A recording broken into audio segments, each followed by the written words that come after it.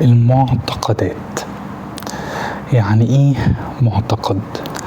المعتقد هو فكرة اتكررت جواك كتير لحد ما صدقتها، زي انا مش كفاية، انا لازم ارضي الناس، الحياة صعبة. المشكلة انك بتتعامل معاها كأنها حقيقة. تغيير المعتقد مش سحر، هو عملية واضحة وبسيطة. اكتشف المعتقد، ده أول خطوة وأهم خطوة. شكك في المعتقد، هل المعتقد ده انت اللي بنيه ولا متبرمج عليه؟